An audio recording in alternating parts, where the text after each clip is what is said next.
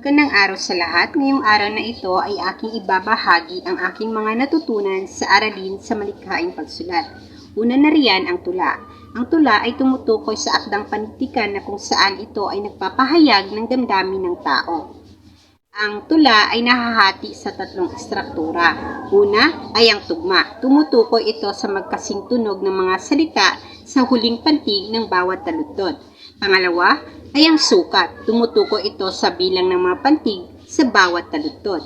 At ang panghuli ay ang tono. Tumutukoy ito kung paano binibigkas ang mga taludtod ng tula. Ang tula ay nahahati sa iba't ibang panahon. Sa panahon ng mga Kastila, ang tula ay naiambag sa tugma. Ito ay tumutukoy sa bilang ng mga salita ng huling pantig sa bawat taludtod. Pangalawa ay ang passion. Ito ay isang naratibong tula na kung saan ipinapahayag ang buhay ng Hesukristo. At ang pangatlo ay ang dalit. Tumutukoy ito sa naratibong tula na binapahayag ang buhay ng Birheng Maria. At ang panghuli ay ang awit o korido. Tumutukoy ito sa tula na ang karaniwang pagsa ay romantisismo o romansa. Sa panahon naman ng mga Amerikano ay mas naging maunlad ang pag-usbong ng mga tula. Sa panahon ng mga Amerikano ay nailathala ang panitikang romantisismo at sumisikat ang tinatawag na liwayway. Ito ay isang magasin na kung saan nakalathala ang bawat tula na isinusulat ng mga makata o manunulat. At sa panahon ng mga Hapon ay umusbong ang dalawang uri ng tula. Una ay ang haiku. Ito ay may 17 pantig na kung saan ang bawat taludtod na ito ay mayroong 5 pantig, 7 at 5 pantig. Nakadepende sa manunulat kung ilang sakno ang kanyang gagawin. At ang pangalawa ay ang tanaga. Ito ay mayroong 7 pantig sa bawat taludtod na mayroong 4 na sakno. At sa kasalukuyang panahon ay nagiging mas malikhain ang pagsulat ng tula. Sa pagsulat ng tula ay dapat isinaalang-alang ang tayutay at idioma.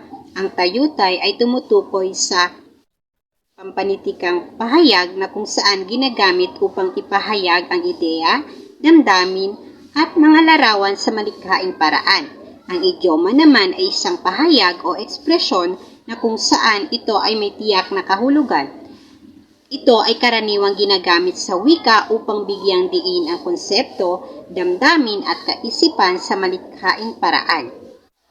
Ang kasunod naman ay ang nobela. Tumutukoy ito sa akdang panitikan na kung saan sinusulat sa malikhaing paraan at ginagamitan ng mga matatalinhagang salita. Ang nobela ay karaniwang nahahati sa iba't ibang kabanata. At ang nobela ay isang uri ng kwento na nagbibigay aral sa mga tao o mambabasa. Isa sa halimbawa ng nobela ay ang Noli Me Tangere na isinulat ni Dr. Jose Rizal. Ang nobela ay mayroong iba't ibang elemento. Una ay ang tagpuan. Tumutukoy ito sa lugar kung saan naganap ang kwento. Pangalawa ay ang tauhan. Tumutukoy ito sa karakter na gumaganap sa kwento na kung saan ay mayroong dalawang uri. Una ang protagonista. Tumutukoy sa bida sa kwento at ang antagonista naman ay tumutukoy sa kaaway o kontrabida sa kwento. At ang sunod naman ay ang banghay. Tumutukoy ito sa pagkasunod-sunod ng mga pangyayari sa kwento o nobela. At ang kasunod naman ay ang tema. Tumutukoy ito sa paksa na binibigyang diin sa kwento. At ang kasunod ay ang dialogo. Tumutukoy ito sa pagpapalitan ng mga salita ng mga karakter sa kwento. At ang huli ay ang simbolismo. Tumutukoy ito sa paglalarawan sa tao, bagay at pangyayari sa kwento o nobela. Ang sumunod naman ay ang spoken word poetry. Ang spoken word poetry ay isang uri ng tula na binibigkas ng malakas. Ito ay karaniwang nagpapahayag ng damdamin at emosyon ng isang manunulat. Ang isang spoken word poetry ay itinatanghal sa entablado o madla. Ang spoken word poetry ay mayroong elemento. Una ay ang ritmo. Ito ay tumutukoy sa tunog o daloy ng tula. At ang kasunod naman ay ang imahen. Ito ay ang nagpapaganda o nagbibigay kabuluhan sa mensahe ng isang tula. Ang sumunod naman ay ang dula. Ang dula, ito ay ang akdang pampanitikan na kung saan isinusulat at itinatanghal sa entablado. Ang buhay ng tao ang siyang inilalarawan ng tauhan sa isang dula. Ang halimbawa ng dula ay ang Juan Tamad na isinulat ni John Barrios.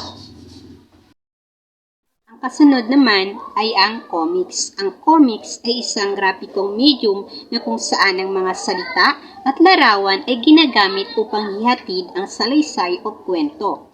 Ang isa sa halimbawa ng comics ay ang Darna at Plastic Man na isinulat ni Mars Rabelos na binigyang diin at buhay sa mga telebisyon.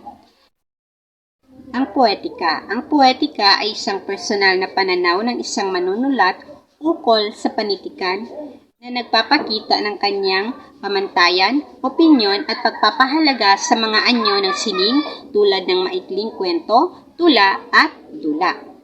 Sa poetika ay mayroong mga sikat na manunulat.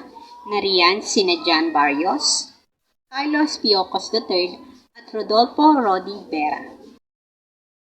At iyan lamang po ang aking natutunan sa mga aralin sa malikhaing pagsulat.